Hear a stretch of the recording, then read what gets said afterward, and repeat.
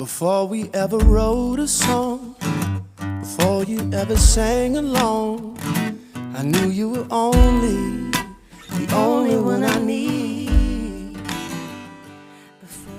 Hi guys! I know it's been a while since I made my last video, which was about my first trimester with an ileostomy, and technically I have a J pouch as well, but it's detached. I made that video and then basically went through the entire second trimester and just never got around to making another video. So today I'm going to be talking all about my experience during the second trimester and so far in the third trimester. I've gotten some comments on a lot of my videos that I talk a lot or I ramble too much and my videos are too long. So I apologize. I'm not a professional YouTuber. I just am somebody that basically wants to share my experience. Ever since I had my colon removed back in 2017, this has sort of been my outlet for connecting with other people that have a shared experience to me. But I'm definitely not a professional YouTuber. So I'm going to try to keep it as brief as I can, and I'm going to put links in the description below for just the topics that I'm going to cover. So if you don't want to listen to me ramble, you can just click on those links. But be nice to me because I'm not doing this professionally. I'm just doing this to share my experience. So I am currently 31 weeks pregnant. So you can see I definitely look a lot more pregnant now. And there's the ostomy, in case you're curious. So it sits kind of right at my belly button or just below. So I'm going to go ahead and do sort of like a question and answer style here.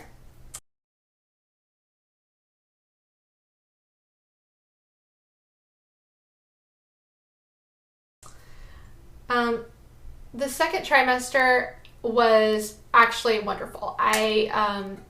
If you saw my last video, my first trimester was pretty rough. I had a lot of nausea, morning sickness, and I lost about 10 pounds in the first trimester. So in the second trimester, I regained the weight that I lost. I had more of an appetite. I had a lot more energy, and I just really didn't have any negative symptoms. So I've been told that that's pretty common, that the second trimester is sort of like the honeymoon period of pregnancy because most women feel their best. I definitely experienced that. I just felt like myself. I felt healthy. I felt normal. I didn't really feel any different than before I was pregnant.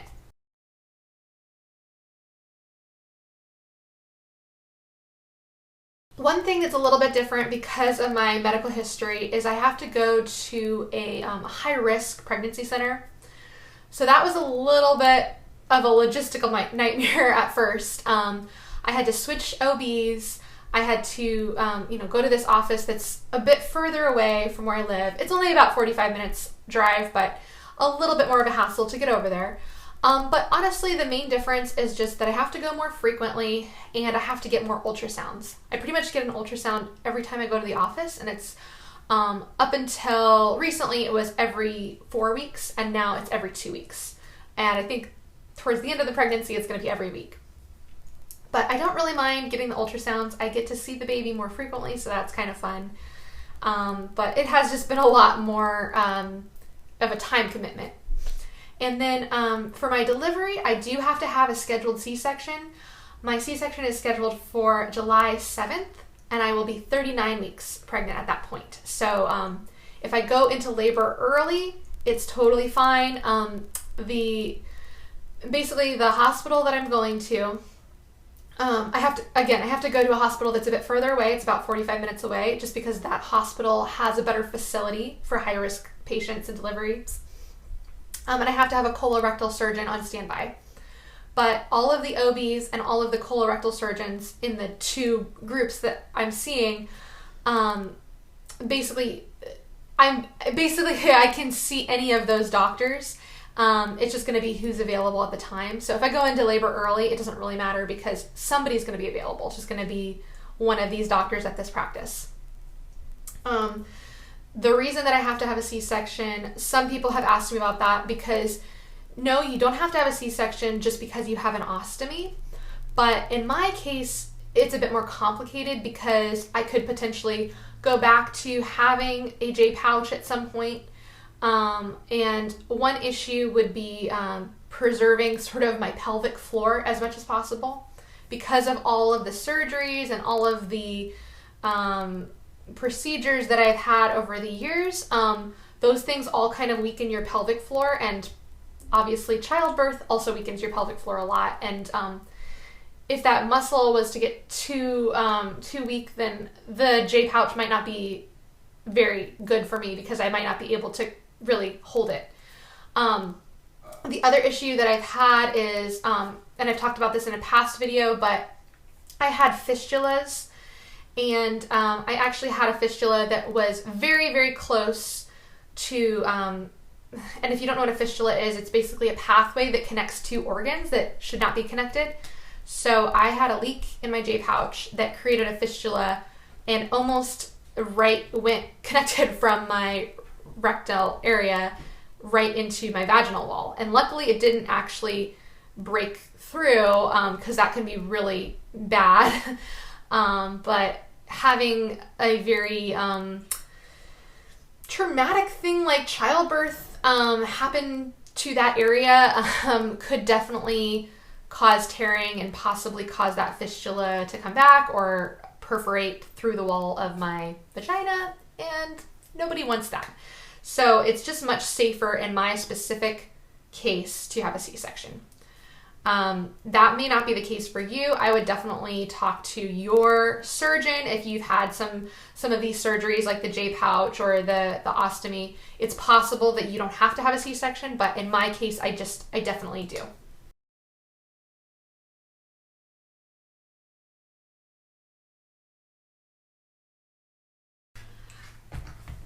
So the things that I've craved the most during this pregnancy are fruit, salad, beans, and potatoes, I would say, and then dairy, like milk. I am really fortunate that I had this surgery to disconnect my J pouch and have the loop ileostomy before getting pregnant, because that has allowed me to have a much more varied diet. And this is, again, not necessarily going to be the case with everyone that has a J pouch. In my particular case, obviously I had a J pouch that didn't work, and a lot of these things, beans, salad, fruit, things that had a lot of fiber, I just couldn't really properly digest. So I've been able to have a much more varied diet now, and have been able to enjoy a lot more of these foods that I'm craving, which is really nice.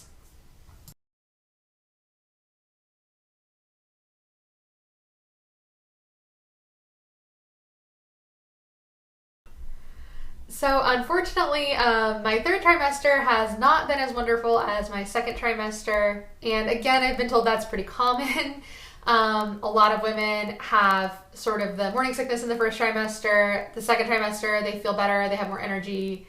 And the third trimester, they have some other really unpleasant symptoms. So it's kind of hard to say, because I've only experienced being pregnant after having a chronic disease and having an ileostomy and surgeries and all of these things. I can only speak from my own experience. I can't really compare what this would have been like being pregnant without health issues. But from what I've heard, a lot of these things are pretty common either way. So one thing that happened early on in the third trimester, which most women in the United States do, is a gestational diabetes test. So for the gestational diabetes test, you fast from midnight the night before, and then they give you a glucose drink. You drink that, and then they take your blood, and they see how high your blood sugar is.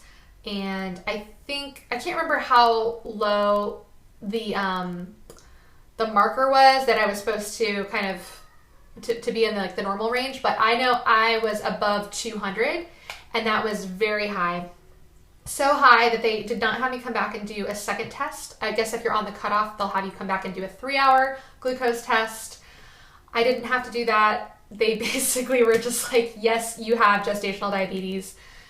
And for the rest of my pregnancy now, I have to have a very controlled, disciplined diet.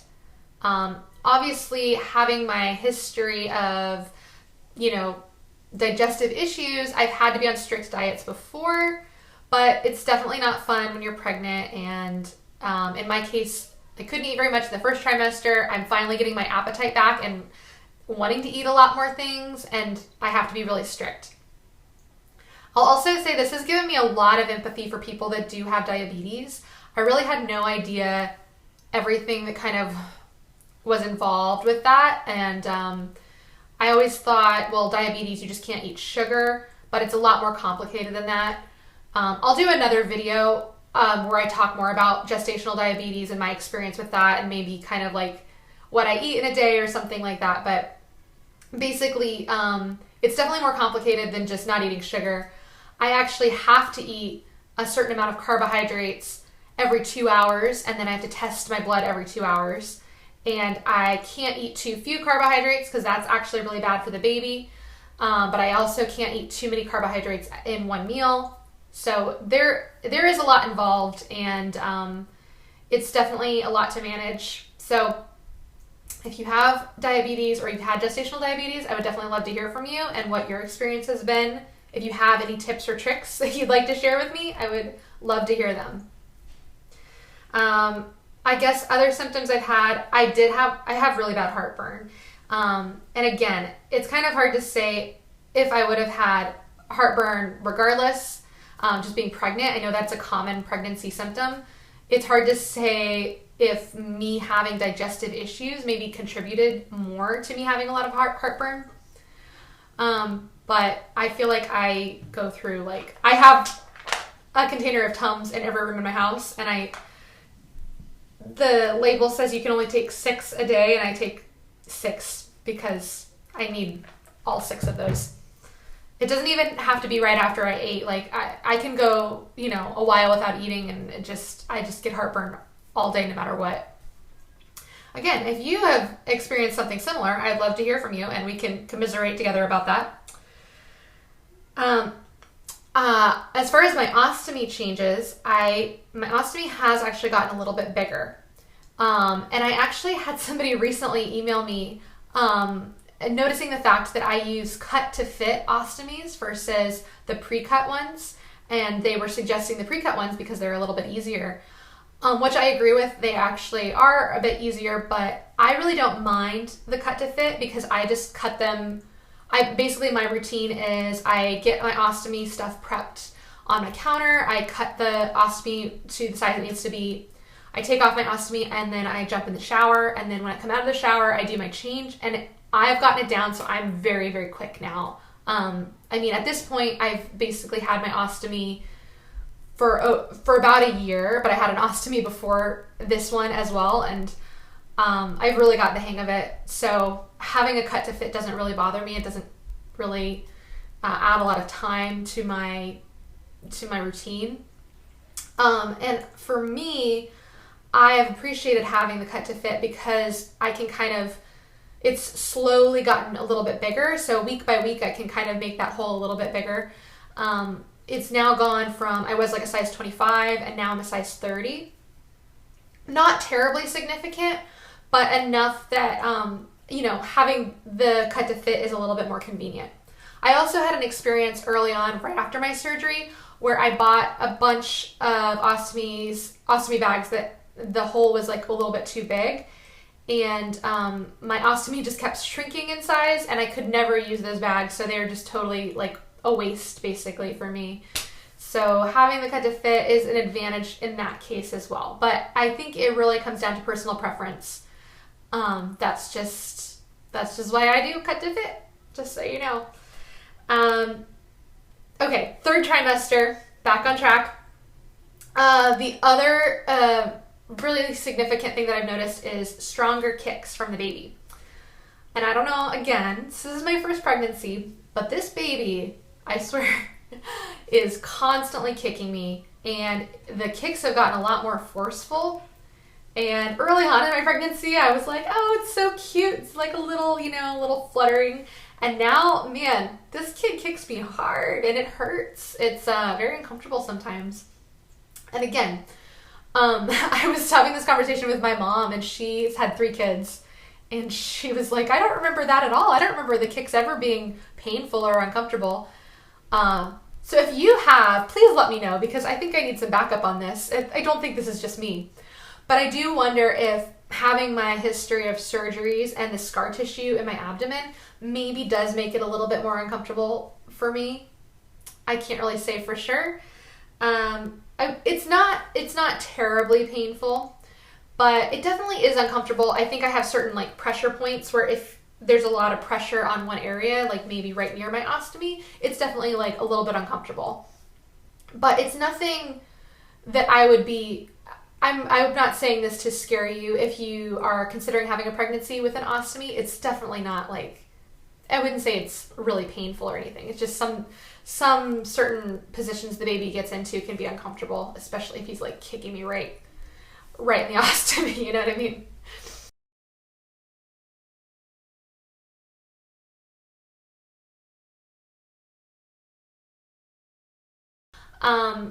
My company did offer me maternity leave, but they offered me about 6 weeks, and I decided that I would like to take 3 months off. Part of that is because I know I'm going to have a C-section. Part of it is this is my first baby, and I don't know how I'm going to do with the lack of sleep, and I just also want to be home and spend some time bonding with my baby. So I decided to take the 3 months, basically just to leave and take the time that I need. But I also was fortunate to find another position basically through a company that does software engineering instruction to students. So they partner with different universities around the country, and they kind of like contract you out to teach certain classes. So I think that'll be really fun because I can have a very flexible schedule. I can kind of teach the classes that I want to teach when I want to teach on my own schedule, and I can take the time off that I need.